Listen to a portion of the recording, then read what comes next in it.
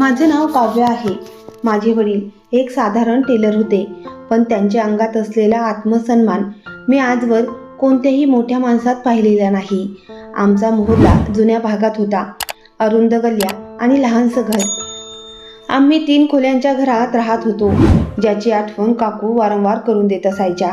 त्या म्हणायच्या, आम्ही नसतो तर तुम्ही रस्त्यावर आले असतात. लहानपणापासून त्यांच्या बोलण्यात तीव्रता आणि कटुता मी पाहिली होती, पण वडील कधीच उत्तर देत नसत.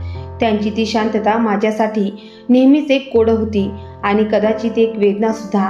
वडील पहाटेपासून शिवण यंत्राजवळ बसत. एक छोटीशी खोली त्यांच्या कामाचं ठिकाण होतं, ज्यात धाग्यांचा वास, कापड कापण्याचा आवाज आणि त्यांच्या घामाचा सुगंध दरवळत असे. ते कपडे शिवायचे आणि बरोबर आशीर्वाद सुद्धा देत असत. देवाची कृपा असेल तर माझी मुलगी खूप पुढे जाईल, असं ते अनेकदा म्हणायचे. जेव्हा मी खोलीच्या कोपऱ्यात बसून पुस्तक वाचत असे. बाबा, आपण खूप गरीब आहोत का? नाही बाळा, आपण फक्त श्रीमंत नाही. फरक समजून घे. मी समजून घेण्याचा प्रयत्न केला, पण त्या फरकाचा अर्थ समजायला मला अनेक वर्ष लागली. आमचे काका, वडिलांचे लहान भाऊ बेकायदेशीर मार्गाने युरोपमध्ये गेले होते. फार थोड्या लोकांना माहीत आहे की जाण्यासाठी त्यांनी आईचे दागिने आणि वडिलांचं शिवणयंत्र विकलं होतं. वडिलांनी पुन्हा एक नवीन मशीन घेतलं, पण कधीच कोणाकडे काही बोलले नाहीत. ते सत्य कायमच त्यांच्या डोळ्यात दडून राहिलं. काही वर्षात काकांनी खूप पैसा कमवला. मोठी गाडी, महागडे कपडे, किमती मोबाईल, सर्व काही. त्यांची मुलं मोठ्या इंग्रजी शाळांमध्ये शिकायची, इंग्रजी बोलायची आणि प्रत्येक सुट्टीत नवीन शहर फिरायला जायची. आम्ही सरकारी शाळेत शिकणारे विद्यार्थी होतो. माझं युनिफॉर्म अनेकदा फाटलेलं असायचं. आई प्रत्येक आठवड्याला माझे बूट नवीन दिसावेत म्हणून स्वच्छ करायची. मी माझ्या वयापेक्षा लवकरच समजूतदार झाले. काकूंचं वागणं खूप कठोर होतं. ते आमच्याकडे आल्या की डोळ्यात नेहमी तुच्छता असायची. एकदा म्हणाल्या, काव्या, तुम्ही सगळे काहीतरी बना आता, म्हणजे आमच्यावरचं ओझं कमी होईल. मी काही उत्तर दिलं नाही, पण मनात कुठेतरी काहीतरी पेटलं. काकांच्या घरात नेहमीच गोंधळ असायचा. महागड्या पार्ट्या, किमती भेटवस्तू आणि काकूंचा गर्व. एकदा आम्ही काकांच्या घरी गेलो. वडीलही सोबत होते. काकूने दरवाजावरच सांगितलं, बूट बाहेर काढा, आमची फरशी घाण होईल. वडिलांनी काहीही न बोलता बूट काढले आणि आत गेले. तो दिवस माझ्या मनात एक टोचणाऱ्या काट्यासारखा कायमचा बसून गेला. त्या दिवशी मी स्वतःशी वचन दिलं, एक दिवस मी अशी उंची गाठीन की हे लोक माझ्या दारात बूट काढतील. मी रात्रभर जागून अभ्यास करत असे. दिव्याची ज्योत कमी पडली तर मी स्वतःला प्रकाश व्हायचं ठरवलं. आई झोपताना माझ्या डोक्यावरून हात फिरवत म्हणायची, देव तुला यश देवो, जेणेकरून तुझ्या वडिलांचं डोकं अभिमानाने वर राहील. हे आशीर्वाद माझ्यासाठी मार्गदर्शक ठरले. अनेकदा मन हार मानायला लागायचं, पण वडिलांच्या मौनातील बलिदान मला सावरायचं. काकांचं सूत, चुलत भावांचा सन्मान, शाळेत मित्रांची उपहास, हे सगळं सहन केलं, पण माझ्या स्वप्नांचा हात काही सोडला नाही. आईची सगळ्यात मोठी चिंता विजेचं बिल नव्हतं, तर काकूंचे टोमणे होते. तुझी मुलं आमच्या मुलांच्या वस्तूवर नजर ठेवतात, त्यांना सांभाळ. तुम्ही गरीब आहात आणि तसेच राहाल. एका दिवशी काकूंनी वडिलांसमोर सांगितलं, जेव्हा मी आणि माझी लहान बहीण त्यांच्या मुलांसोबत टीव्ही पाहत होतो. वडिलांनी मान खाली घातली. मी ताबडतोब बहिणीचा हात पकडला आणि तिथून निघून गेले. माझ्या लक्षात आलं की ही जागा आपली नाही, ना त्यांच्या मनात, ना त्यांच्या घरात. वडील दर शुक्रवारी काकांच्या घरी काही ना काही घेऊन जात, कधी फळं, कधी शिवलेले कपडे. मी एकदा विचारलं, बाबा, जेव्हा ते आपल्याला अपमानित करतात तेव्हा तुम्ही का जाता? वडिलांनी फक्त एवढंच म्हटलं, नातं पैशाने नाही, मोठ्या मनाने निभवायचं असतं. मोठं मन. लहानपणी हे शब्द माझ्यासाठी खूप मोठे होते, पण त्याचा अर्थ मी रोज समजू लागले. एका दिवशी काकूंनी सगळ्यांसमोर सांगितलं, माझा नवरा युरोपमध्ये आहे, तिथून पैसे पाठवतो. तुमचे वडील इथे कपडे शिवतात, कसं बसं गुजराण करतात. त्या दिवशी आईने पहिल्यांदा उत्तर दिलं, कपडे शिवणं काही कमीपणाचं काम नाही. आमची मुलं कुणाच्या पैशावर वाढत नाहीत. काकूनं नाक मुरडलं. जणू आमच्या बोलण्याने तिला घृणा वाटली. एक दिवस समीर माझ्या हातात हिंदीची पुस्तकं पाहून म्हणाला, वा हिंदी, हे सुद्धा वाचायचं असतं का? आम्ही तर आता फ्रेंचही शिकतो आहोत. मी हसून म्हणाले, भाषा कुठलीही असो, जर त्यामध्ये ज्ञान असेल तर ती भाषा सन्माननीयच असते. तो हसला. हे सगळं छोटे लोकच बोलतात, त्या दिवशी मला जाणवलं की ते फक्त आमच्या परिस्थितीवर नाही तर आमच्या स्वप्नांवरही हसतात. त्याच वर्षी काकूनं संपूर्ण कुटुंबाला जेवणासाठी बोलावलं. आमच्या घरी एकही निमंत्रण आलं नाही.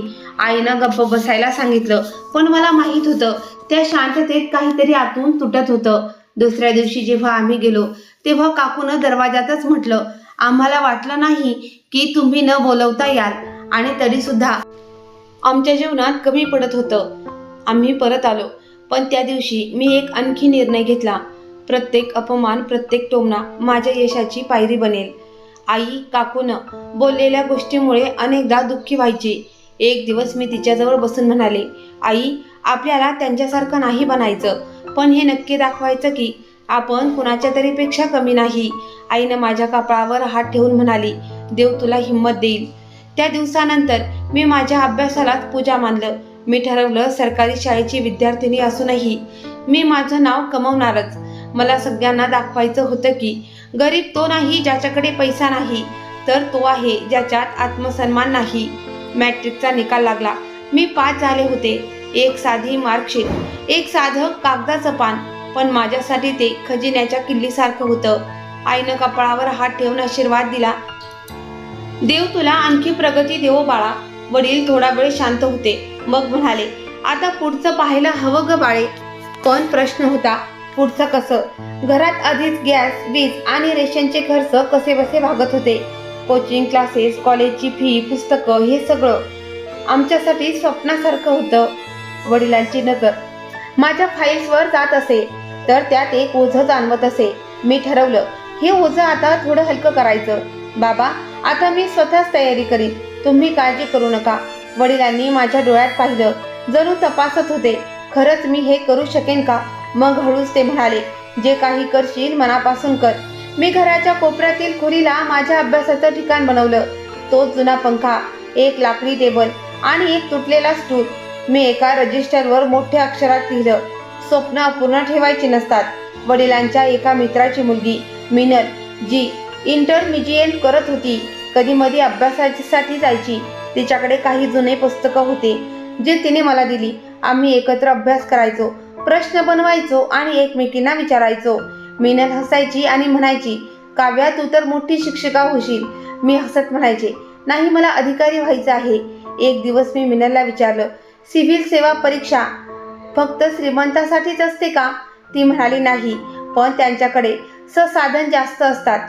त्यांच्याकडे उत्साह आहे आणि तो सगळ्यात मोठा शक्तिस्रोत आहे. त्या दिवशी मी ठरवलं, माझं स्वप्न आता फक्त इच्छा नाही तर माझं ध्येय आहे. मी म्हणाले, आता नाही आई, आता थांबायची वेळ नाही. जेव्हा काकांना कळलं की मी अजूनही अभ्यास करत आहे तेव्हा त्यांनी पुन्हा एक टोमणा मारला, गरीब लोकांनी अधिकारी होण्याची स्वप्न पाहू नयेत, झोप उडते. यावेळी मी गप्प बसले नाही. मी म्हणाले, स्वप्न तोच पाहतो जो जागा असतो, झोपेत फक्त सावल्या दिसतात. काकू काही क्षण गप्प राहिल्या, पण त्यांच्या डोळ्यातील लपवलेलं हसणं मला कळलं. मला माहीत होतं की त्या माझी थट्टा करत आहे, पण एक दिवस ही हसणं लाजेमध्ये बदलेल हेही माहिती होतं. सिव्हिल सेवा परीक्षेची तयारी म्हणजे एक वेगळीच दुनिया होती. दररोज काहीतरी नवीन शिकावं लागायचं. इतिहास, भूगोल, इंग्रजी, गणित, सगळं काही. कधी कधी डोकं थकत असे. जेव्हा मी छतावर जाऊन आकाशाकडे पाहत असे आणि स्वतःला म्हणत असे, एक दिवस ही आकाशही गाठेल. आमच्या मोहल्ल्याजवळ एक लहानसं कसब होतं जिथे आवश्यक सगळ्या गोष्टी मिळायच्या. तिथेच एक छोटीशी वाचनालय होती. आई मला पायी सोडून यायच्या आणि काही तासांनी परत न्यायच्या. मी तिथे रोज जायला सुरुवात केली. ती जागा जरी छोटी होती तरी शांत होती. एकदा तिथे एका गृहस्थांनी मला पाहिलं. म्हणाले, बेटी, रोज येतेस, काय करत आहेस? मी म्हणाले, सिव्हिल सेवा परीक्षेची तयारी. ते हसले आणि म्हणाले, धाडस आहे तुझ्यात. मी निवृत्त प्राध्यापक आहे. कधी काही समजलं नाही तर विचार. हे छोटे मोठे लोक माझ्या प्रवासाचे मोठे आधार बनले. मग मी एक सवय लावली, दररोज एक छोटं ध्येय ठरवायचं आणि ते पूर्ण करायचं. कधी नवीन इंग्रजी शब्द, कधी भारताच्या इतिहासातील एखादी महत्त्वाची घटना, कधी संयुक्त राष्ट्र संघाविषयी माहिती. वडील अधूनमधून माझे नोट्स पाहायचे, मग नजर दुसरीकडे वळवायचे. मला माहीत होतं की त्यांना अभिमान वाटायचा, पण ते कधीच दाखवायचे नाहीत. एक दिवस मी त्यांना म्हणाले, बाबा, जेव्हा मी अधिकारी बनेन तेव्हा तुमच्यासाठी एक नवीन आणि आधुनिक शिवणयंत्र आणेन. वडील हसले आणि म्हणाले, शिवणयंत्र नको, फक्त एवढी प्रार्थना कर की माझी मुलगी तिच्या ध्येयापर्यंत पोहोचो. तो क्षण होता जेव्हा मला जाणवलं की वडिलांनी माझ्या यशापेक्षा माझ्या निश्चयाने अधिक आनंद होतो. हा निश्चय माझी खरी ताकद बनला. आता मी फक्त परीक्षेची नव्हे तर माझ्या संपूर्ण अस्तित्वाची घडण माझ्या स्वरूपानुसार करू लागले होते. मी एका साध्या कुटुंबातून आलेली मुलगी होते, पण माझ्यात असामान्य धैर्य जागं झालं होतं आणि एक दिवस हे धैर्य जगासमोर येणार होतं. मिनल सोबत माझा अभ्यासाचा प्रवास जोरात सुरू होता. दररोजचा सराव, ग्रंथालयातील नियमित उपस्थिती माझ्या जीवनाचा एक अविभाज्य भाग बनली होती. प्रत्येक दिवशी काहीतरी नवीन शिकायचे. प्रत्येक आठवड्यात स्वतःलाच एखाद्या नवीन विषयावर परीक्षा द्यायची. जणू काही माझं आणि वेळेचं एक शर्यतीसारखं नातं झालं होतं. मिनलकडे टच मोबाईल होता. त्यांच्या घरी परिस्थिती चांगली होती. वायफायही होतं. मी वडिलांची परवानगी घेऊन तिच्या घरी जाऊन इंटरनेटवरून अभ्यास सुरू केला. दररोज 1 तास मी तिच्या मोबाईलवरून माहिती गोळा करायचे. सामान्य ज्ञान, चालू घडामोडी, इंग्रजी नोट्स. तो 1 तास माझ्या दिवसातील सगळ्यात मौल्यवान वेळ असायचा. मिनलने माझ्या या प्रवासात खूप मदत केली.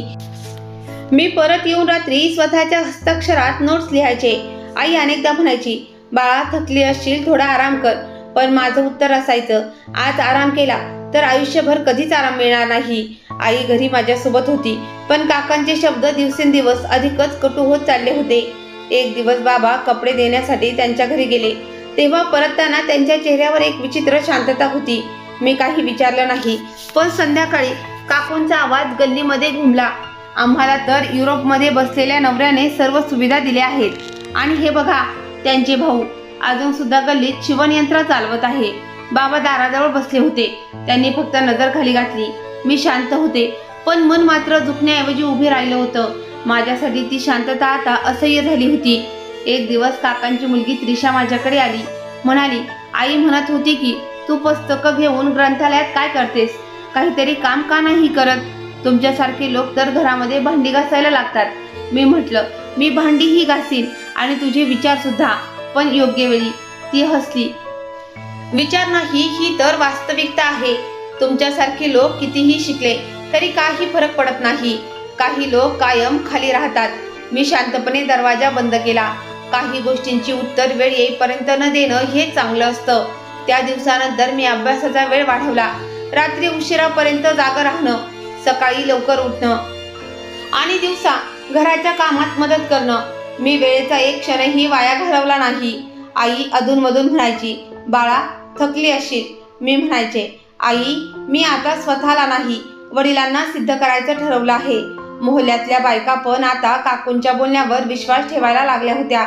कोणी मागे बोलायचं, शिवणकाम करणाऱ्याची मुलगी आता अधिकारी व्हायला निघाली.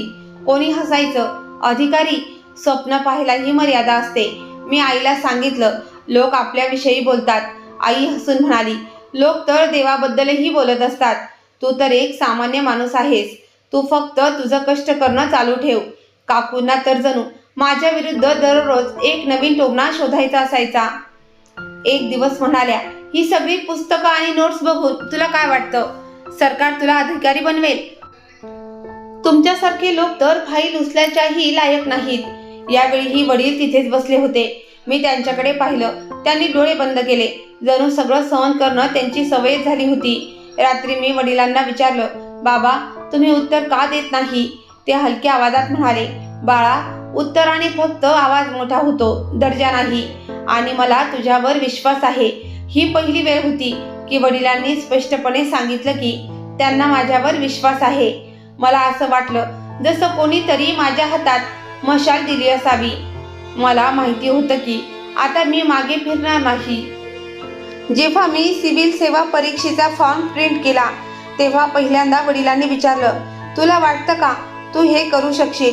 मी म्हणाले, नाही, मला खात्री आहे. वडिलांनी तो कागद घेतला आणि बराच वेळ पाहत राहिले. मग ते म्हणाले, जेव्हा तू जन्मली होती तेव्हा मी हे स्वप्नही पाहिलं नव्हतं. कदाचित देवाने तुला आपल्या नशिबात बदल घडवण्यासाठी पाठवलं असेल. माझ्या मनात विचार आला, नशीब आधीच लिहिलेलं असतं कदाचित, पण जो स्वतः लिहायला शिकतो तो ते बदलू शकतो. आता हे स्वप्न केवळ एक उद्दिष्ट नव्हतं, ते माझ्या आत धगधगत असलेल्या ज्वालेसारखं होतं, ज्यामुळे माझं मौनही जळू लागलं होतं. आता ही डोळे एक दिवस सगळ्यांना थक्क करून टाकणार होती. ही शांतता लोक फक्त ऐकत नाहीत, तर एक दिवस इतिहासही लिहितात. CSS फॉर्म भरल्यानंतर काही दिवसांनी मी ठरवलं की आता ही वस्ती, या गल्ल्या, या कारस्थाने माझ्या ध्येयाच्या मार्गात अडथळा ठरत आहेत. मी ठरवलं होतं की पुढचं पाऊल मुख्य शहरात असेल, जिथं परीक्षेच्या तयारीसाठी योग्य वातावरण, पुस्तकं आणि स्वतःला सिद्ध करण्याची संधी मिळेल. मी वडिलांशी बोलले, बाबा, मला शहरात जायचं आहे. तिथं अकॅडमी आहे आणि तयारीचं चांगलं वातावरणही. वडिलांनी थोडा वेळ शांत राहून विचार केला, मग म्हणाले, एकटी जाणार नाहीस, आपण सगळे, तुम्ही आणि आई माझ्यासोबत राहणार कुठं? खर्च कसा भागवशील? एक छोटंसं फ्लॅट सारखं घर शोधलंय. मी ट्युशन घेईन. थोडे पैसे मी लहानपणापासून गुल्लकमध्ये साठवले होते, ते फोडले सुरुवातीच्या खर्चासाठी. बाकी देवावर सोपवले आहे. वडिलांनी माझ्याकडे पाहिलं आणि पहिल्यांदा माझ्या बोलण्यावर लगेच होकार दिला. कदाचित त्यांनाही त्या वातावरणाचा कंटाळा आला होता. त्यांच्याकडे एक जुनी शिलाई मशीन होती, तीही त्यांनी विकली. काकूंना कळाल्यावर त्या दरवाजात उभ्या राहिल्या. कुठं चाललाय? वडिलांनी थोडक्यात उत्तर दिलं, शहरात चाललोय काही दिवसांसाठी. काकू हसल्या. काय कराल शहरात जाऊन? कुणाची ओळख आहे का, की फक्त स्वप्नांच्या मागे धावताय? आम्ही काही बोललो नाही. वडिलांनी सामान उचललं आणि मागे न पाहता आम्ही निघून गेलो. मला माहिती होतं त्या आमचं नव्हे, आमच्या स्वप्नांचा उपहास करत होत्या. पण एक दिवस येईल जेव्हा त्यांनाही सगळं कळेल. शहरात आल्यावर सगळं नवीन वाटलं. गोंगाट रस्ते, अनोळखी चेहरे आणि अमर्याद शक्यता.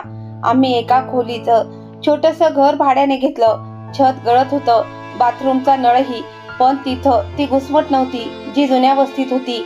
मी जवळच्या एका अकॅडमीत प्रवेश घेतला, जिथे संध्याकाळी वर्ग लागत होते. दिवसभरात मी एका मोहल्ल्यात मुलांना ट्युशन शिकवायला लागले. कधी कधी एखाद्या ग्रंथालयात 1 तास बसत असे. माझं जग खूपच मर्यादित होतं, पण माझं उद्दिष्ट मात्र दिवसेंदिवस मोठं होत चाललेलं. पहिल्या आठवड्यानंतर मिनलला फोन आला. कुठे आहे? सगळे विचारतायत, तू सांगितलं नाहीस? मी म्हणाले, मिनल, अजून काहीच ठरलेलं नाही. जेव्हा काही ठरेल सगळ्यांना आपोआप समजेल. या शहरात कोणालाच माहीत नव्हतं की मी कोण आहे, कोणत्या कुटुंबातून आलेली आहे, कुठून आलेली आहे. मी स्वतःला काळाच्या हवाली केलं होतं आणि ठरवलं होतं की आता फक्त माझे परिणामच बोलतील. अभ्यासाचं वातावरण खरंच वेगळं होतं. इथे लोक फक्त गुणांमागे नव्हते, ते स्पर्धेत होते. संवाद, ज्ञान, आत्मविश्वास सगळं मोजलं जात होतं. मला जाणवलं की इथे फक्त मेहनत पुरेशी नाही, स्वतःला सिद्ध करणेही गरजेचं आहे. अकॅडमीमध्ये माझी ओळख एक मुलगी विनिताशी झाली. ती एका मोठ्या अधिकाऱ्याची मुलगी होती, पण खूप नम्र आणि मदतीसाठी सदैव तयार. आम्ही दोघींनी एकत्र अभ्यास करण्याची योजना बनवली. एक दिवस मी तिला विचारलं, तुला तर सगळं मिळालं आहे, तरीही एवढी मेहनत का करतेस? ती हसली आणि म्हणाली, कारण इथे स्पर्धा शिफारशीने नव्हे, तयारीने जिंकली जाते. विनीताने माझे नोट्स पाहिले आणि म्हणाली, तू तर अगदी व्यावसायिक पद्धतीने अभ्यास करतेस. वाटतंय जणू तूच एखाद्या अकॅडमीची शिक्षिका आहेस. मी म्हणाले, नाही, फक्त नीट अभ्यास करणं शिकलं आहे. आई बाबांसाठी मी एक दिनक्रम तयार केला होता. सकाळी नाश्ता स्वतः करत असे, औषध आणत असे आणि संध्याकाळी कधी कधी त्यांना पार्कमध्ये घेऊन जात असे. आई नेहमी म्हणायच्या, हे शहर तुला बदलून टाकणार नाही ना? मी म्हणायचे, नाही आई, हे शहर मला तसं बनवतंय जसं मला लहानपणापासून व्हावं असं वाटायचं. एक दिवस बाबा बाहेर बसले होते, त्यांची शिलाई मशीन दुरुस्त करत होते. मी विचारलं, बाबा, कुणासाठी कपडे शिवताय? त्यांनी सांगितलं, मोहल्ल्यातल्या एका काकूंनी सांगितलं, ज्यांच्या घरी लग्न आहे आणि दर्जी वेळेवर काम करत नाहीत, म्हणून म्हटलं थोडं हात चालवावं. मी हसून म्हणाले, आता थोडाच वेळ उरला आहे, लवकरच तुम्ही फक्त शिलाई नाही, सन्मानाचं काम कराल. माझ्या खोलीच्या भिंतीवर भारताचा एक मोठा नकाशा चिटकवलेला होता. मी प्रत्येक राज्याचा स्वतंत्र अभ्यास करत असे, त्यांची संस्कृती, समस्या आणि राजकारण समजून घेण्याचा प्रयत्न करत असे. कधी कधी आई म्हणायची, इतक्या सगळ्या पुस्तकातलं, इतक्या गोष्टी सगळं डोक्यात कसं ठेवतेस?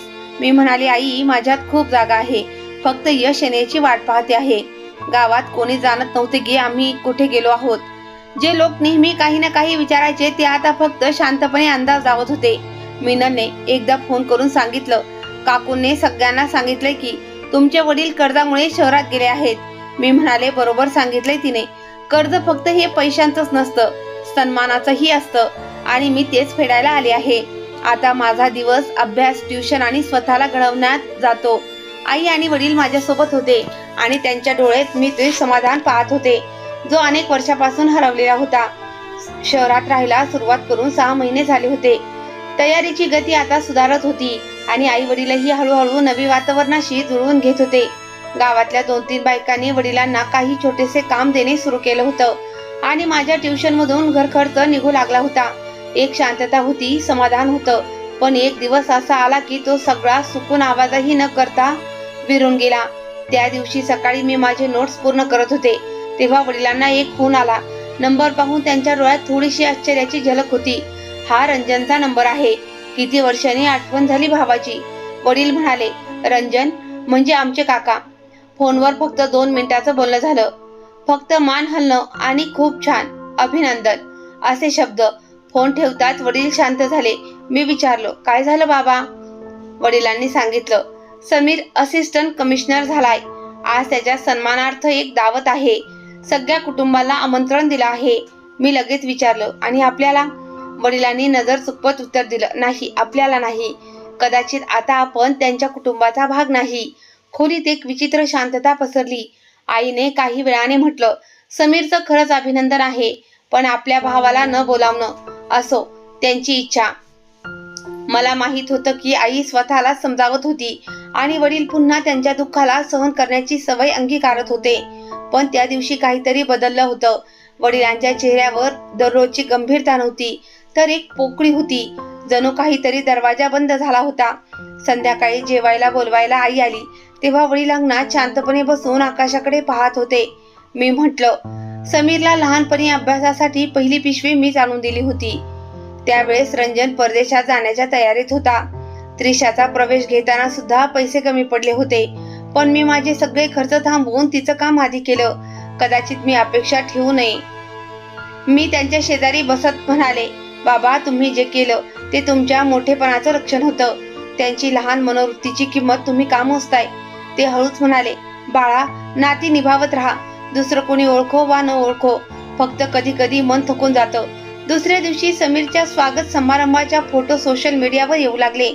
समीर सूटमध्ये, गळ्यात फुलांची माळ. मागे बॅनरवर लिहिलं होतं, वेलकम समीर. रंजन आणि घरातले सगळे लोक तिथे होते. माझे काका, आत्या, मावशी, अगदी ते चुलत भाऊ, बहिणीही जे वर्षानुवर्ष कुठल्याच कार्यक्रमात दिसले नव्हते. फक्त आम्ही नव्हतो. मिनलचा मेसेज आला, तुला बोलावलं नव्हतं? सगळेजण तुझ्याबद्दल बोलत होते. मी उत्तर दिलं, नाही, आम्ही फक्त यशाच्या पार्टीला जात नाही. वेळ आल्यावर आमची गोष्ट घेऊन येतो.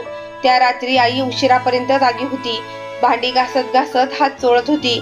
जणू काहीतरी मिटवण्याचा प्रयत्न करत होती. मी जवळ जात विचारलं, काय झालं आई? काही नाही, आई म्हणाली, फक्त विचार करत होते, आपण गेलो असतो तर काय बिघडलं असतं.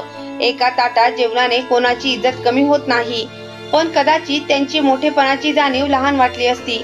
मी त्यांच्या हातून भांडी घेतली आणि म्हणाले, आई, एक दिवस असा येईल जेव्हा हे सगळे लोक आपल्या दारात येतील, आमंत्रणाशिवाय. बाबांनी 1 आठवडा समीर किंवा रंजन बद्दल एकही शब्द बोलला नाही. फक्त दररोज काही सामान घेऊन यायचे आणि संध्याकाळी चहा सोबत पेपर वाचायचे. माझ्या लक्षात आलं की ते बातम्या कमी आणि स्वतःला जास्त वाचत होते. एक दिवस मी त्यांच्या समोर पेपर ठेवून विचारलं, बाबा, एक दिवस जर मी या पेपरमध्ये माझ्या फोटोसह बातमी झाली तर कसं वाटेल? त्यांनी काही वेळ माझ्याकडे पाहिलं आणि हळूच म्हणाले, तेव्हा मी हा पेपर जपून ठेवीन, जेणेकरून आयुष्यभरासाठी माझ्या वाट्याला आनंदाची आठवण सुरक्षित राहील. मला ठाऊक होतं की आता माझी खरी परीक्षा सुरू झाली होती.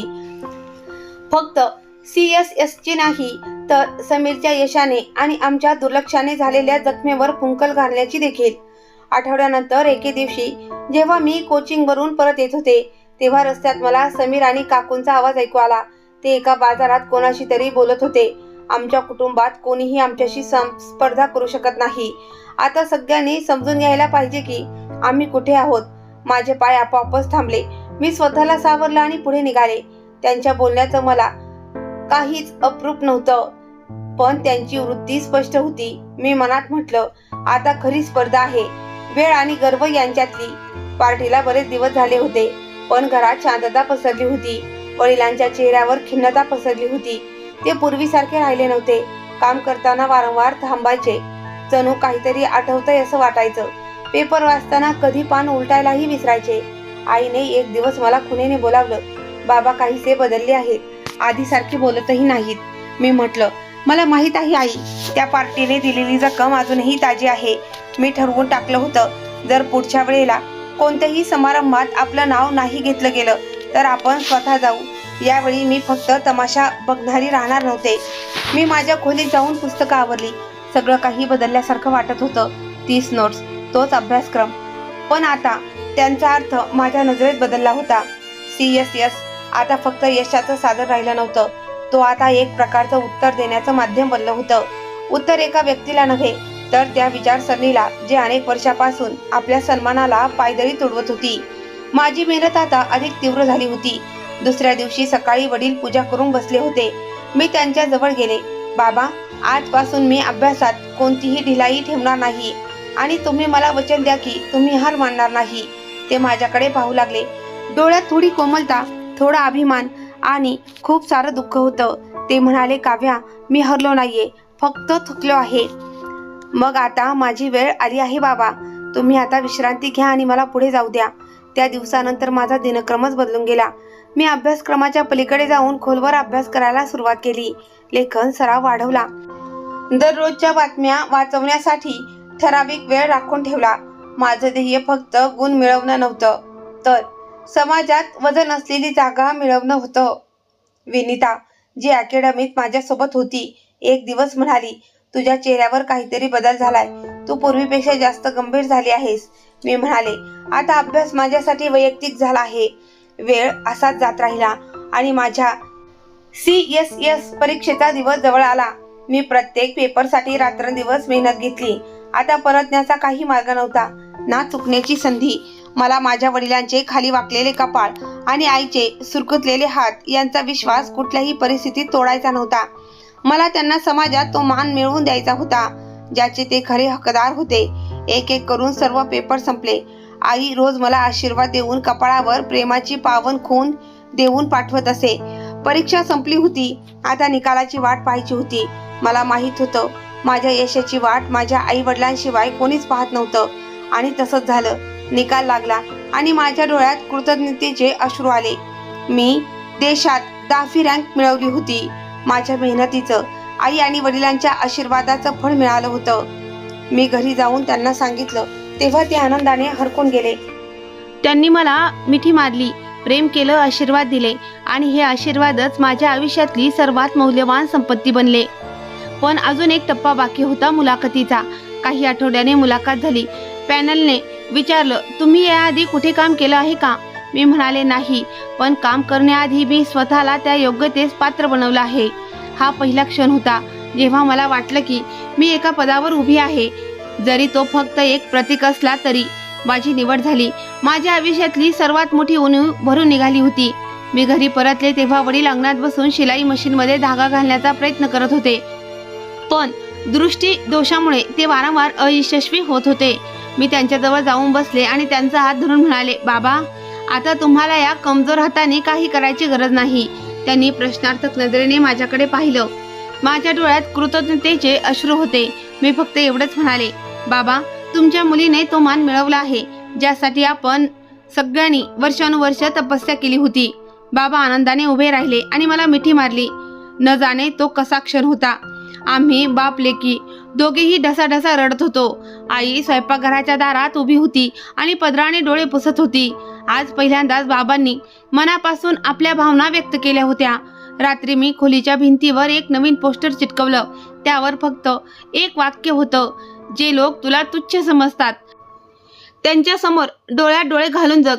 ही माझ्या आयुष्यातली सर्वात मोठी यशाची वेळ होती, किंवा असं म्हणावे की माझ्या आयुष्याचं खरं उद्दिष्ट आज पूर्ण झालं होतं. पण अजून कुटुंबाला याची कल्पनाही नव्हती, कारण त्यांना माझ्याबाबत काही अपेक्षा नव्हती आणि आमच्याशी कोणताही संबंधही नव्हता. समीरच्या यशानंतर कुटुंबात जणू काही उत्सवच सुरू झाला होता. पार्टी, फोटो, मुलाखती आणि सोशल मीडियावर शुभेच्छांचा वर्षाव. आता प्रत्येक चर्चेचं केंद्र समीर होता. प्रत्येक वृद्ध, प्रत्येक चुलत भाऊ, प्रत्येक नातलग त्याच्या प्रगतीला स्वतःची प्रतिष्ठा समजत होता. पण ज्यांना कधीच गृहीत धरलं नव्हतं ते आम्ही होतो. यावेळी शहरात एक मोठा समारंभ होता, जिथे समीरला विशेष अतिथी म्हणून बोलावलं गेलं होतं. सरकारचे वेगवेगळे प्रतिनिधी, अधिकारी आणि राजकीय व्यक्तिमत्व सर्वजण आमंत्रित होते. कुटुंबानं पुन्हा एका खासगी समारंभ ठेवलं, ज्यात आमंत्रित लोक तेच होते. काही झगमगते नातेसंबंध आणि आम्ही गायब. मी बाबांना म्हणाले, आपण तिथे जाऊ, आणि यावेळी फक्त प्रेक्षक म्हणून नाही, तर काहीतरी वेगळं घडवणारे म्हणून. बाबांनी काहीतरी बोलण्याचा प्रयत्न केला, पण माझ्या डोळ्यात काहीतरी असं लिहिलं होतं की ते शांत राहिले. आता ते मला थांबवणारे नव्हते. त्यांना जाणवत होतं की वेळ बदलली आहे. संध्याकाळी आम्ही समारंभाच्या ठिकाणी पोहोचलो. तो एक भव्य हॉल होता. दरवाजावर गर्दी होती, पाहुण्यांची आणि सुरक्षा अतिशय कडक. जसं आम्ही दरवाजावर गेलो, एक गार्ड पुढे आला आणि हात करून थांबवलं. मी पर्समधून आमंत्रणपत्र काढून त्याला दिलं. गार्डने तिला पाहिलं आणि लगेचच सरळ उभा राहून सलाम केला. स्वागत आहे मॅडम, आम्ही तुमचीच वाट पाहत होतो. वडिलांनी आश्चर्य आणि आनंदाने माझ्याकडे पाहिलं. मी त्यांचा हात धरला आणि म्हटलं, चला बाबा. आम्ही आत शिरलो आणि सर्वांच्या नजरा आमच्याकडे वळल्या. काहींनी ओळखलं, काहींनी अंदाज लावला, पण जे ओळखू शकले त्यांच्या चेहऱ्यावर आश्चर्य स्पष्ट दिसत होतं. समीर मंचावर उभा होता. काकू त्याच्यासोबत पाहुण्यांना सूचना देत होत्या. आमचं लक्ष समीरकडे गेलं आणि त्याच्या कपाळावर आठ्या उमटल्या. त्याने लगेच 2 गार्ड्सला इशारा केला. तुम्ही दोघं यांना इथून बाहेर काढा. गार्ड्स आमच्याकडे येऊ लागले. मी शांत उभी राहिले. वडिलांनी एक पाऊल मागे टाकलं, पण मी माझ्या जागी ठाम उभी होते. गार्ड जवळ येताच त्यापैकी एकाने मला ओळखलं. तो थांबला, नजरा खाली घालून मोठ्याने म्हणाला, मॅडम, आम्हाला माहीत नव्हतं की आपण स्वतः येणार आहात. दुसऱ्या गार्डनेही सलाम ठोकला. आपलं स्वागत करण्याचं भाग्य आम्हाला लाभलं मॅडम. उपजिल्हा अधिकारी. समीरच्या चेहऱ्यावरून रक्त उतरलं. काकूंचं तोंड उघडत राहिलं. संपूर्ण हॉलने जणू श्वास घेणंच विसरलं होतं. जे क्षण त्यांच्या दृष्टीनं सामान्य होते ते आमच्यासाठी ओळखीचा स्फोट ठरले. समीर पुटपटला, हे काय मूर्खपणा आहे डीसी. सुरक्षा अधिकाऱ्याने गंभीर स्वरात सांगितलं, सर, ह्याच उपजिल्हाधिकारी आहेत. त्यांच्या सुरक्षेसाठी विशेष सूचना मिळाल्या होत्या. एका बाजूला कुटुंबातील ज्येष्ठांनी नजर खाली घातली, दुसऱ्या बाजूला चुलत भावंड सारखी माझ्याकडे आणि मग समीरकडे पाहत होती. एक चुलत भावाने हळूच विचारलं, हीच ती काव्य आहे ना? समीर माझ्याकडे आला. तू तर कधी सांगितलं नाहीस की तू. मी प्रथमच हसून म्हणाले, कधी संधीच मिळाली नाही. काकूंनी उपरोधाने म्हटलं, हे सगळं खोटं आहे. एका टेलरची मुलगी उपजिल्हाधिकारी कशी काय होऊ शकते? मी तिच्याकडे पाहिलं. तुम्हाला कदाचित विश्वास बसला नाही, पण सरकारला कर्तृत्वावर विश्वास असतो, वंश परंपरेवर नाही. बाबांच्या डोळ्यात पाणी होतं, पण यावेळेस त्यांच्या नजरा अभिमानाने उंचावलेल्या होत्या. ते वारंवार माझ्याकडे पाहत होते, जणू खात्री करण्याचा प्रयत्न करत होते की ही त्यांचीच मुलगी आहे. आयुष्यभराची जखम एका क्षणात ओळखीच्या रूपात भरून आल्या होत्या. समीरने हात जोडण्याचा प्रयत्न केला. जर हे सगळं खरं आहे तर तू आधी का नाही सांगितलं?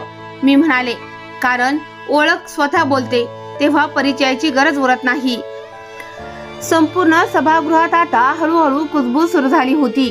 कोणी म्हणत होतं, ही तर कधी दिसली सुद्धा नव्हती आणि आता ही जिल्हा अधिकारी आहे. कोणी आश्चर्याने विचारत होतं, हाच का तो दिनकर ज्याला पार्टीला बोलवलंही नव्हतं? काकू बाबांकडे पाहून म्हणाल्या, भाऊ, आमच्याकडून चूक झाली. आम्हाला माहीत नव्हतं की तुमची मुलगी. बाबाने तिचं वाक्य मध्येच तोडलं. तुम्ही कधी जाणून घेण्याचा प्रयत्नच केला नाही. मला जाणवू लागलं होतं की हे आता फक्त कुटुंबाच्या प्रतिष्ठेचं प्रकरण राहिलेलं नव्हतं, हे एक सामाजिक दृश्य बनलं होतं. हा तो क्षण होता जिथं माझ्या स्वप्नांच्या मेहनतीने मला उभा केलं होतं आणि जिथं काकूंच्या टोमण्याचं ओझं त्यांच्या स्वतःच्या खांद्यावर आलं होतं. मी बाबांचा हात धरला. बाबा, आपण इथून जाऊया का? आपण जे घ्यायला आलो होतो ते आपण मिळवलं आहे. बाबांनी हळूच म्हटले, तू मला तो सन्मान दिलास जो आयुष्यभर मी स्वतःला देऊ शकलो नाही. हा क्षण माझ्यासाठी तो प्रमाणपत्र झाला, जो ना कुठल्या संस्थेनं दिला, ना कुठल्याही नात्यानं, तर माझ्या निश्चयानं स्वतः मिळवला होता. पण आम्ही मागे वळत होतो. तितक्या सभागृहाच्या कोपऱ्यात उभा असलेल्या सुरक्षा अधिकाऱ्याने मोठ्या आवाजात माईकमधून घोषणा केली. सर्व पाहुण्यांना सूचित करण्यात येतं की श्रीमती काव्य दिनकर या सभेत उपस्थित असलेल्या सध्या उपजिल्हाधिकारी आहेत. काही क्षणासाठी संपूर्ण हॉल जणू थांबून गेला. जे खुर्चीवर बसले होते ते उभे राहिले. जे आधीच उभे होते त्यांच्या पायाखालची जमीन जणू घट्ट झाली. उपजिल्हा अधिकारी या नावाच्या घोषणेमध्ये काकूंच्या सगळ्या शब्दांना, सगळ्या टोमण्यांना कायमचं गाडून टाकलं गेलं. समीरने नजर खाली घातली. त्याच्या आजूबाजूला उभे असलेले नातेवाईक चेहऱ्यावर बनावटी हास्य घेऊन उभे होते, पण त्यांच्या डोळ्यात स्पष्ट लज्जा दिसत होती. कोणीही धाडस करून हस्तांदोलन सुद्धा केलं नाही. काकूंनी डोळ्यांवर हात ठेवला. हे सगळं खोटं वाटतंय. वडिलांनी डोकं खाली झुकवलं, जसं स्वतःलाही काही विचारत असावेत. मी त्यांच्या दिशेनं पाहिलं. तुमचा जो संयम होता त्याचं आज चीज झालंय. आता तुम्ही डोकं खाली ठेवायचं नाही, उंच ठेवायचं. मागून चुलत भावाचा आवाज आला. काव्या, तू सांगितलं नाहीस निवड केव्हा झाली, कशी झाली? मी त्यांच्या दिशेने वळले. तुम्ही ऐकतच नव्हता, फक्त बोलत होता. आणि मी न ऐकता काहीही बोलले नव्हते. हॉलमध्ये जे यजमान आधी समीरच्या भोवती फिरत होते, ते आता माझ्याशी हस्तांदोलन करू लागले. कोणी ओळख करून दिली, कोणी भविष्यात एकत्र काम करण्याची इच्छा व्यक्त केली. समीर एका कोपऱ्यात उभा होता, जणू एखादा हरवलेला सैनिक जो फक्त पाहत होता. एक महिला अधिकारी, ज्या मला चांगल्या ओळखत होत्या, माझ्याजवळ आल्या. काव्या, आम्हाला अभिमान आहे की तू या सभेत आहेस. तुझं येणं ही आजची सगळ्यात मोठी आनंदाची गोष्ट आहे. मी त्यांचे आभार मानले. मग हळूच वडिलांना खून केली. आपण इथे फक्त पाहायला आलो नव्हतो. आता यांना आपल्याला लक्षात ठेवावं लागेल. मी मंचाच्या दिशेने चालू लागले. सभागृहाच्या शेवटच्या कोपऱ्यापर्यंत नजर फिरवली. जे सगळे लोक आपल्याला कमी लेखत होते, आता आपली ओळख मान्य करण्यास भाग पाडले गेले होते. यजमानांनी पटकन माईक हातात घेतला. आपलं भाग्य आहे की श्रीमती काव्या दिनकर सारख्या व्यक्तिमत्वाने आपल्या सभेची शोभा वाढवली. मला माईक दिला गेला. मी थोडक्यात पण स्पष्ट शब्दात सांगितले, यश ना जात पाहतं, ना संपत्ती.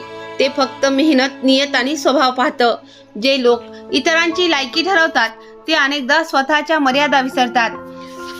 आजच्या सभेत सहभागी होण्याचं कारण फक्त अभिनंदन नव्हतं, तर एक संदेश देणंही होतं. सन्मान दिल्याने सन्मान कमी होत नाही, तर तो वाढतो. टाळ्या वाजल्या, पण काकांच्या चेहऱ्यावर अजूनही ती हार दिसत होती, जी वर्षानुवर्ष झालेल्या अन्यायाचा हिशोब मागत होती. समीर माझ्याजवळ आला. काव्या, मला माहीतच नव्हतं की तू एवढं पुढे गेली आहेस. मी त्यांच्याकडे पाहिलं आणि म्हटलं, कारण तू कधी पाहण्याचा प्रयत्नच केला नाही. मी लाजीरवाणा आहे, तो हळूच म्हणाला. मी उत्तर दिलं, लाज वाटून काही परत मिळत नाही, पण जर तू खरंच बदलला असशील तर पुढे तुझ्या पदाचा उपयोग सन्मान देण्यासाठी कर, खालवण्यासाठी नाही. वडील शांतपणे उभे होते, पण त्यांच्या डोळ्यात आता शांतता होती. वर्षानुवर्षाचा भार जणू हळूहळू उतरतो आहे. त्यांच्या चेहऱ्यावर उजळणी होती, जणू त्यांनी स्वतःला पहिल्यांदा एखाद्या यशाच्या टप्प्यावर पाहिलं. काकू माझ्याकडे आल्या. बेटी, तुला वाईट वाटलं नाही तर आम्ही तुझी क्षमा मागतो. आम्हाला माहित नव्हतं की काळ इतका बदलू शकतो. काळ नाही बदलला काकू, काळाने तुम्हाला फक्त आरसा दाखवला आहे. आम्ही तर तिथेच होतो, फक्त तुम्ही आम्हाला उशिरा ओळखलं. मी वडिलांचा हात धरला आणि सभागृहातून बाहेर निघाले. गेटवर उभ्या असलेल्या एका तरुण सुरक्षा रक्षक झुकून म्हणाला, मॅडम, गाडी तयार आहे. वडिलांनी माझ्याकडे पाहिलं, जणू काही सांगू इच्छित होते. हे सगळं तुझ्या मेहनतीचं फळ आहे मुली. मी त्यांच्या हातावर हात ठेवत म्हणाले, नाही बाबा, हे सगळं तुमच्या प्रार्थनांचं आणि शांततेतल्या ताकदीचं फलित आहे. आम्ही सभागृहाबाहेर आलो होतो, पण मागे बरंच काही राहून गेलं होतं. जुने टोमणे, जुने अपमान, जुन्या जखमा, आणि जे सोबत आलं होतं ते होतं अभिमान, सन्मान आणि एक नवी ओळख. आता ही ओळख कोणत्याही नावाची मोहताज नव्हती. ही उंची स्वतः बोलत होती, आणि ही उंची मिळवण्यासाठी लढाई खूप मोठी होती. पण जसं ईश्वर स्वतः म्हणतो, नक्कीच प्रत्येक अडचणीनंतर एक सोपी वेळ येते. आणि आता आमची वेळ सोपी सुरू झाली होती. सभा संपली होती, पण तिचा परिणाम अजूनही शिल्लक होता. परतीच्या गाडीत वडील शांत बसले होते, पण यावेळी त्यांची शांतता ओझं नव्हती, तर अभिमान होती. मी त्यांच्या दिशेने पाहिलं. वडील काहीतरी सांगू इच्छित होते. त्यांनी हळूच हसत सांगितलं, हा क्षण माझ्या आयुष्यातल्या सगळ्या दुःखांचं उत्तर आहे. दुसऱ्या दिवशी सकाळी कार्यालयात पोहोचताच माझ्या टेबलवर समीरची फाईल ठेवलेली होती. एक अंतर्गत चौकशी त्यांच्या वागणुकीवर आणि काही तक्रारींवर सुरू होती, जी बऱ्याच दिवसापासून प्रलंबित होती. मी फाईल उघडली, संपूर्ण नोंदी वाचल्या आणि पूर्ण दिवस पुराव्यावर काम केलं. आता हे वैयक्तिक नव्हतं, तर सरकारी स्वरूपात माझं कर्तव्य त्याच्या करिअरशी जोडलेलं होतं. संध्याकाळी मी आयुक्त महोदयांना कॉल केला. सर, आपण समीर रंजनची रिपोर्ट लवकर पूर्ण करायला सांगितली होती. ती पूर्ण झाली आहे. मी ईमेल करत आहे. समोरून उत्तर आलं. छान काम केलं काव्या. हा विषय महत्त्वाचा आहे. जर काही बेकायदेशीर सिद्ध झालं तर कारवाई करताना मागे हटू नकोस. सर, कायदा सगळ्यांसाठी समान आहे. फोन ठेवताच मी रिपोर्ट फाईलीत टाकला आणि ईमेल केला. दुसऱ्या दिवशी समीर माझ्या कार्यालयात उपस्थित होता. त्याच्या चेहऱ्यावर चिंता स्पष्ट दिसत होती. आत येऊन तो काही न बोलता माझ्या टेबल समोर बसला. काव्या, तू आयुक्तांना अहवाल पाठवला का? हे माझं कर्तव्य होतं समीर. तू जाणतोस की मी कोणाची बहीण, मुलगी किंवा नातेवाईक होण्याआधी एक अधिकारी आहे. तो काही क्षण गप्प राहिला, मग हळू आवाजात म्हणाला, मी तुला नेहमीच कमी समजत आलो. आज कळलं की खरी ताकद म्हणजे काय असते आणि तिची किंमत काय असते. ताकदीची किंमत म्हणजे जबाबदारी. समीर, तू कधीच ही जबाबदारी गांभीर्याने घेतली नाहीस. फक्त स्वतःला श्रेष्ठ समजत राहिलास. मला खूप लाज वाटते. फक्त लाज वाटूनच सगळं बरोबर झालं असतं तर कायद्याची गरजच नसती. त्याच्या डोळ्यात पाणी आलं. तो उठला आणि माझ्या पायापाशी बसत म्हणाला, जर तू सांगशील तर मी स्वतः आयुक्तांकडे जाऊन माफी मागतो. कृपया माझी नोकरी वाचव. माझे आई वडील. मी हाताने इशारा करत त्याला उठायला सांगितलं. नोकरी तुझी आहे, पण सन्मान माझ्या वडिलांचा आहे. खरंच माफी मागायची आहे तर तिथे जा जिथे तू सगळ्यात जास्त नुकसान केलं आहेस. तो मान खाली घालून खोलीबाहेर निघून गेला. संध्याकाळी आमच्या घराच्या दरवाजावर टकटक झाली. आईने दरवाजा उघडला. समोर काकू उभ्या होत्या. त्यांच्या डोळ्यात घबराट आणि अस्वस्थता होती. वहिनी, दिनकर भाऊ घरी आहेत का? वडील समोर आले. काकूने त्यांच्या पायापाशी हात जोडून बसून म्हटलं, भाऊसाहेब, आमच्याकडून खूप मोठी चूक झाली. आम्ही ना तुम्हाला समजलं ना तुमच्या मुलीला. कृपया आम्हाला माफ करा. समीरची नोकरी धोक्यात आहे. तो पूर्णपणे तुटून गेला आहे. वडिलांनी शांतपणे त्यांचं बोलणं ऐकलं. मग हळू आवाजात म्हणाले, आम्ही कधीच तुमच्याकडून सन्मानाची भीक मागितली नाही. फक्त दुर्लक्ष होऊ नये एवढीच अपेक्षा होती. पण तुम्हाला वाटायचं की आम्ही तुमच्या तोडीचे नाहीत. भाऊसाहेब, आमची विचारसरणी छोटी होती, पण काव्याने आज सगळं बदलून टाकलं आहे. आम्ही फक्त हीच प्रार्थना करतो की तुम्ही आम्हाला या अपमानाच्या प्रसंगीही क्षमा कराल. वडिलांनी माझ्याकडे पाहिलं. मी शांतपणे उभी राहून सगळं ऐकत होते. काकूंचा आवाज थरथरला. मी तुझ्या वडिलांना जे काही बोलत गेले, आज तेच सगळं माझ्या मुलावर ओढवलंय. मी पुढे होत म्हणाले, काकू, तुमचे शब्द आमच्या गरिबीचा उपहास होते, पण माझी मेहनत त्याचं उत्तर आहे. तुमचा मुलगा आज माझ्याकडून दयेची भीक मागतोय. हाच तो क्षण आहे जेव्हा तुम्हाला समजायला हवं की काळ कायम एकसारखा राहत नाही. काकू हळूच म्हणाल्या, फक्त एक संधी दे, त्याला वाचव. वडील म्हणाले, तू खरंच पश्चाताप करत असशील तर तुझी विचारसरणी बदलेल. वागणुकीत बदल होईल. नातं आम्ही नाही तोडलं. मी काकूंना म्हटलं, मी माझ्या अहवालात सत्य लिहून ठेवलं आहे आणि ते सत्य पुढे जाईल. पण जर समीरची नोकरी त्याच्या स्वतःच्या सुधारणेमुळे वाचू शकते तर. काकूंनी माझा हात पकडला. बाळा, तुला माहीत असो वा नसो, तू आमचं डोकं खाली झुकवलंस. पण जर हे झुकवणं आम्हाला अधिक चांगला माणूस बनवत असेल तर ही हारही मान्य आहे. दुसऱ्या दिवशी समीर पुन्हा आला. यावेळी त्याच्या डोळ्यात एक पश्चाताप नव्हता तर बदलही होता. काव्या, मी माझ्या वागणुकीवर, हलगर्जीपणावर आणि अहंकारावर विचार केलाय. जर तू संधी दिलीस तर मी स्वतःला सिद्ध करायला तयार आहे. मी फाईल बंद केली.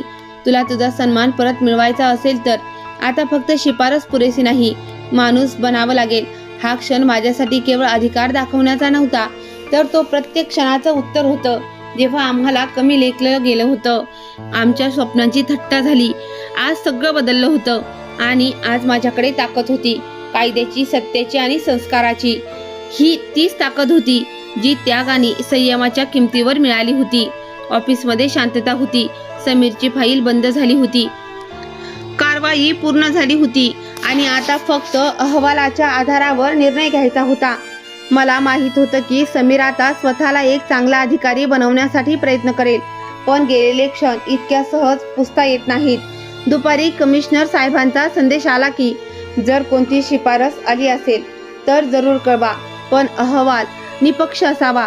मी संक्षिप्त उत्तर दिलं, सर, अहवाल आधी सत्यावर आधारित आहे. त्या संध्याकाळी पुन्हा एक कौटुंबिक बैठक झाली. यावेळी ही बैठक काकांच्या ऐवजी मोठ्या काकांच्या घरी होती. मला देखील आमंत्रण होतं आणि वडिलांनाही. हे तेच लोक होते ज्यांना वर्षानुवर्ष आमचं अस्तित्व खटकायचं. आता ते आम्हाला सन्मानाने बोलवत होते, स्वागत करत होते आणि बसायला जागा देत होते. वडील म्हणाले, आपल्याला जायलाच पाहिजे. मी म्हटलं हो. आता आपण शांततेने नाही तर सन्मानाने जात आहोत. जेव्हा आम्ही तिथे पोहोचलो तेव्हा सगळ्यांनी अगदी मनापासून स्वागत केलं. तेच लोक ज्यांचा सूर कधी काळी विषारी होता आता गोडसर झाला होता. काही नातेवाईकांनी खाली मान घालून म्हटलं, आम्हाला खूप वाईट वाटतं की वेळेवर तुझी किंमत आम्ही ओळखली नाही. काकू आमच्याकडे आल्या आणि म्हणाल्या, काव्या बाळ, तू खूप मोठं काम केलं आहेस. आम्हाला तुझा अभिमान आहे. मी हळूच उत्तर दिलं, अभिमान याचा असायला हवा की तुम्ही तुमचं वागणं बदललं. संपूर्ण वातावरण शांत झालं. मी सगळ्यांकडे पाहिलं आणि म्हटलं, समीरचा अहवाल सत्यावर आधारित आहे आणि तोच मी सादर केला आहे. मी काही लपवलं नाही, काही वाढूनही सांगितलं नाही. समीर खाली मान घालून बसला होता. काकू त्याच्याजवळ उभ्या होत्या. मी त्याच्या दिशेने पाहिलं आणि म्हटलं, अहवाल बरोबर आहे. चुकीचं फक्त तुमचं मन होतं. बाबांनी लगेच हस्तक्षेप केला. आपण सगळे माणूस आहोत. चुका आपल्याकडून होतात, पण गेलेला काळ दोष देऊन नाही तर माफ करून सावरणं शक्य आहे. खोलीत एकदम शांतता पसरली. बाबांच्या शब्दांचा सर्वांवर परिणाम झाला. मी बोलायला लागले, आता जर कोणी कुठल्या नातेवाईकावर, एखाद्या दुर्बळावर किंवा गरीबावर अन्याय केला तर तो आपली इज्जत गमावेल. मी या कुटुंबाचा भाग आहे, पण आता मी या राज्याची प्रतिनिधीही आहे. पुढच्या वेळी जर चूक झाली तर नोकरी जाईल. समीरने मान वर केली. मी वचन देतो की पुन्हा कधीही कोणासोबत तसं वागणार नाही जसं आम्ही केलं. काकूनी बाबांकडे पाहिलं. दादा, आम्हाला माफ करा. आम्ही जे केलं ते अहंकार आणि गर्वातून केलं, पण तुमच्या मुलीने आम्हाला धडा शिकवला. बाबांनी एक क्षण थांबून हळू आवाजात सांगितलं, मी माझ्या मुलीला अशा प्रकारे वाढवलं नाही की ती बदला घेईल. माझ्या मुलीनं मिळवलेला सन्मानच माझ्यासाठी खूप आहे. मी सर्वांना माफ करतो. तात्या, जे नेहमी काकांबरोबर असायचे, पुढे आले आणि बाबांशी हस्तांदोलन केलं. आम्हाला तुझा अभिमान आहे दिनकर. तू तुझ्या मुलीला असे संस्कार दिलेस जे आम्हाला कधी समजलंच नाही. आता खोलीचं वातावरण पूर्णपणे बदललं होतं. सगळीकडे फक्त काव्याची चर्चा होती आणि सर्वांच्या नजरा बाबांकडे होत्या. मी माझ्या जागेवरून उभी राहिले, सर्वांकडे पाहिलं आणि म्हटलं, हे यश माझं नाही तर माझ्या बाबांच्या धैर्याचं आणि संस्काराचं फलित आहे. गरीब हा कुठलाही गुन्हा नाही, पण अहंकार नक्कीच आहे. हे बोलून मी बाहेर पडले. आकाशात हलकीशी हवा वाहत होती, जणू वेळ स्वतःच थोपटून दिलासा देत होता. आता तो दर्जी जो वर्षानुवर्ष दारात उभा राहून टोमणे ऐकत होता आणि मी फक्त कुणाची तरी मुलगी राहिले नव्हते तर माझी स्वतःची ओळख बनवलेली होती. आता प्रत्येक मेजवानीत आमचं नाव सर्वात आधी लिहिलं जायचं. प्रत्येक समारंभात आम्हाला खास मान दिला जायचा. पण माझ्या आतला तोच उत्साह टिकून होता. जर कधी माझ्या एखाद्या निर्णयामुळे एखाद्या पीडिताचं डोकं खाली झुकलं तर माझ्या खुर्चीची काहीच किंमत उरणार नाही. त्या दिवसानंतर बाबा जेव्हा जुनी शिलाई मशीन बघायचे तेव्हा म्हणायचे, ही मशीन आता जुनी झाली, पण जिला यावर बसवलं होतं ती आता देशाची आशा आहे. आणि मी दरवेळी म्हणायचे, नाही बाबा, ही मशीन नाही, हीच माझी पहिली शाळा होती. या गोष्टीतून आपल्याला मिळणारा नैतिक संदेश असा आहे की सत्य, परिश्रम आणि आत्मसन्मानाच्या मार्गावर चालून कोणीही व्यक्ती स्वतःची ओळख निर्माण करू शकतो. अपमान सहन करण्याने नव्हे तर त्याला योग्य वेळी योग्य उत्तर देण्यानेच परिवर्तन घडते. वेळ कधीच एकसारखा राहत नाही. जे आज दुर्बळ मानले जातात तेच उद्या समाजाचे मार्गदर्शक ठरू शकतात. शक्तीचा उपयोग नेहमी जबाबदारी आणि न्यायासाठीच व्हावा, सुडासाठी नव्हे. ही गोष्ट आपल्याला हे देखील शिकवते की पालन पोषण आणि संस्कारच माणसाला महान बनवतात आणि गर्व तोच असतो जो इतरांना झुकवत नाही तर त्यांना उभं राहण्याचं बळ देतो. तर मित्रांनो, तुम्हाला ही कथा आवडली असेल तर व्हिडिओला लाईक करा आणि गोल्डन स्टोरी चॅनलला सबस्क्राईब करायला विसरू नका. धन्यवाद.